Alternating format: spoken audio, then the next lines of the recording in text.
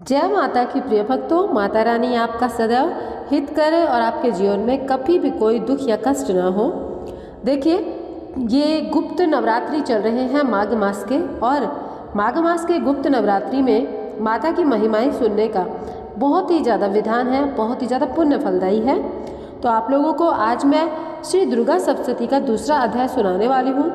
तो पूर्ण श्रद्धा भाव के साथ में इस दूसरे अध्याय का रसपान कीजिएगा। माता रानी आप पर सदैव अपनी कृपा बरसाए रखे, और माता रानी की कृपा बरसाए रखने के लिए आप लोगों को माता रानी की आराधना करने के लिए दुर्गा सप्तशती नवरात्रि में अवश्य सुननी चाहिए, चाहे वो नवरात्रि गुप्त हो या सार्वजनिक हो। तो चलिए शुरू करते हैं। इस अध्याय में हम सुनेंगे देवताओं के तेज से देवी का प्रादुर्भाव और महिषासुर की सेना का वध। महर्षि मेधा बोले, प्राचीन काल में देवताओं और असुरों में पूरे 100 वर्ष तक घोर युद्ध हुआ।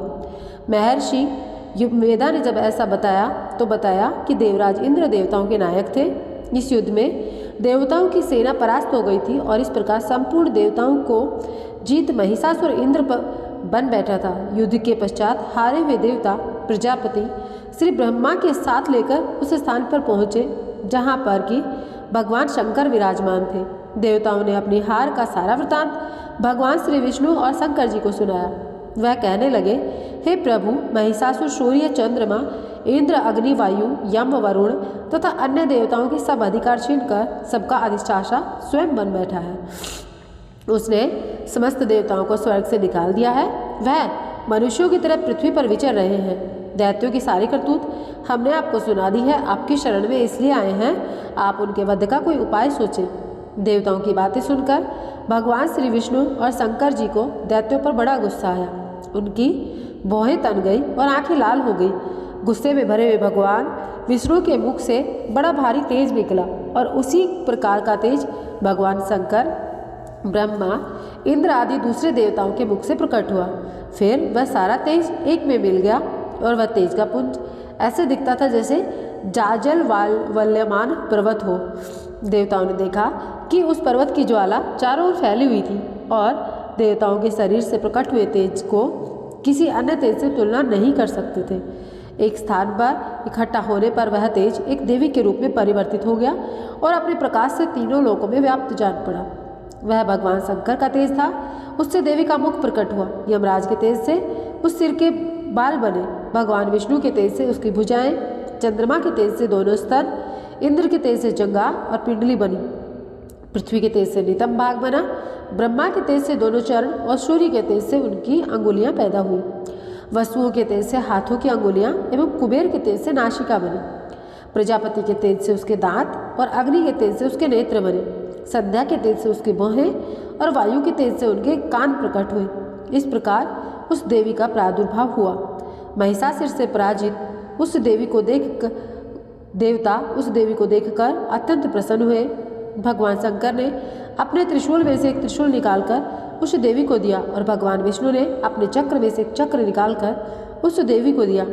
वरुण ने अपने चक्र में से एक चक्र निकालकर उस देवी को प्रदान किया। वरुण ने देवी को शंख भेंट किया। अग्नि ने इसे शक्ति दी। वायु ने धनुष और बाण दिए।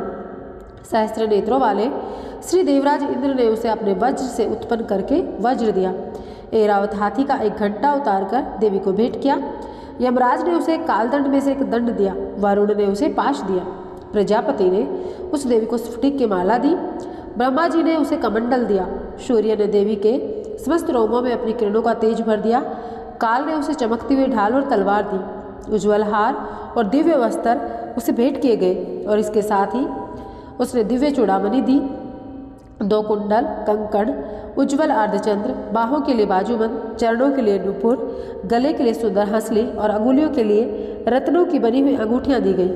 विश्वकर्मा ने उसे फरसा दिया। उसके साथ ही कई प्रकार के अस्त्र और शस्त्र भेंट दिए गए। इसके अतिरिक्त उसने कभी न कुंभाले वाले सुंदर कमलों की मालाएं भेंट की गई। समुद्र से सुंदर कमल का फूल भेंट किया गया।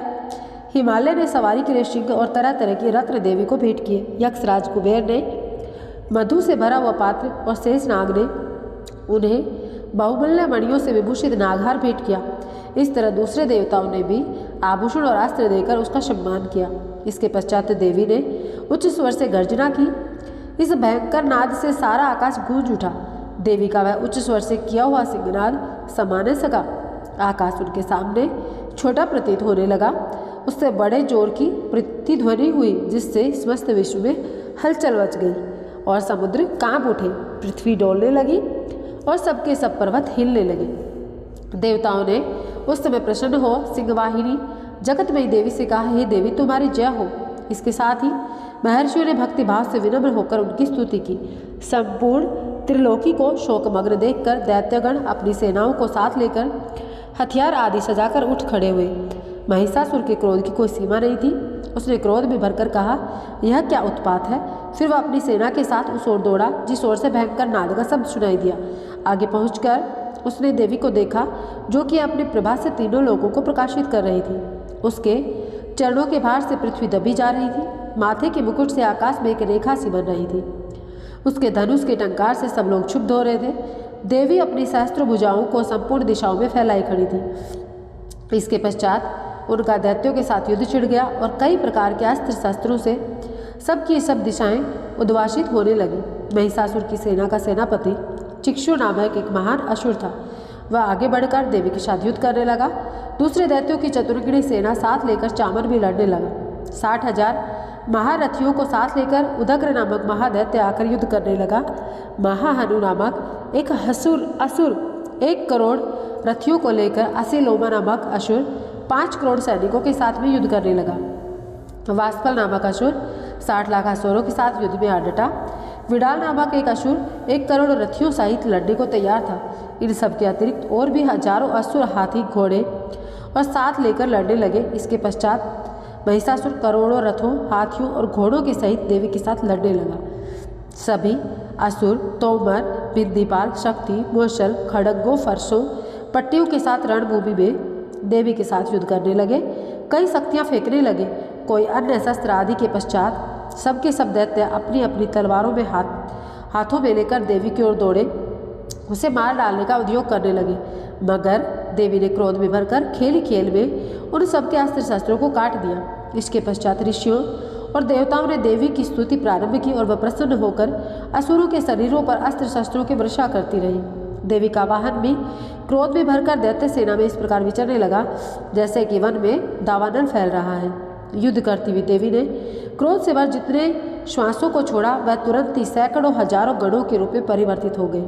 फरसे, बिंदीपाल, खड़ग तथा पट्टी इत्यादि अस्त्रों के साथ दैत्यों से युद्ध करने लगे। देवी की शक्ति से बढ़े हुए गण दैत्यों का नाश करते हुए ढोल, शंख व मृदंग आदि बजा रहे थे। तदंतर देवी ने त्रिशूल, गदा, शक्ति, खड़ग इत्यादि से सहस्त्र असुरों को मार डाला। कितनों को घंटे की भयंकर आवाज से ही हमलोग पहुंचा दिया।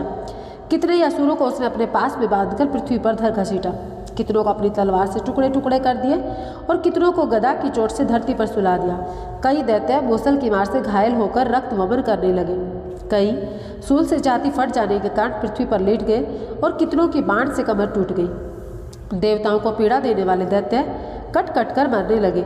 कितनों की बाहें अलग हो गई, कितनों की ग्रीवाएं कट गई, कितनों के सिर कटकर दूर भूमि पर लुढ़क गए, कितनों के शरीर बीच में से कट गए और कितने ही जंघाएं कट गई और वह पृथ्वी पर गिर पड़े।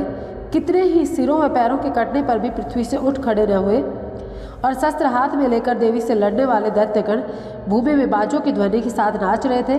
कई असुर जिनके सर कट चुके थे, बिना सिर के धड़ से ही हाथ में अस्त्र लिए लड़ रहे थे। दैत्य रह रहकर ठहरो ठहरो कहते हुए देवी को युद्ध के लिए ललकार रहे थे। यहाँ पर घोर संग्राम हुआ था। वहाँ की भूमि रथ, हाथी, घोड़ों और असुरों की लाशों से भर गई। असुर सेना के बीच में रक्तपात होने के कारण रुधिर की नदियाँ बह रही थी। इस तरह देवी ने असुरों की विशाल सेना को क्षण भर में इस तरह से नष्ट कर डाला, जैसे तृणकाष्ठ के बड़े समूह को अग्नि नष्ट कर डालती है। देवी का सिंह भी गर्दन के बालों को हिलाता हुआ, बड़ा शब्द करता हुआ असुरों के शरीरों से मानो उनके प्राणों को ढूंढ रहा था। वह देवी के गणों ने जब दैत्यों के साथ युद्ध किया तो देवताओं ने प्रसन्न होकर आकाश से उन पर पुष्प वर्षा की। तो प्रिय भक्तों, यहाँ पर दूसरा अध्याय श्री दुर्गा सप्तशती का संपन्न होता है। हम मिलेंगे तीसरे अध्याय में। अगर आप लोगों को थोड़ा सा भी यह वीडियो पसंद आया हो तो अपने सगे संबंधियों में शेयर अवश्य कीजिएगा। कमेंट बॉक्स में लिखिए जय माता की। और हाँ, हमारे चैनल पर अपने हिंदू धर्म से जुड़े हुए तमाम जानकारी मैं लेकर आती रहती हूँ। तो वीडियो को ज़्यादा से ज़्यादा शेयर कीजिए और सब्सक्राइब कीजिए।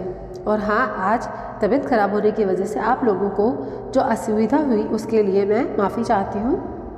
आवाज़ थोड़ी साफ़ नहीं आई तो माफ़ कीजिएगा। मिलूंगी एक नए वीडियो के साथ में। जय माता की। माता रानी आप सभी का कल्याण करे।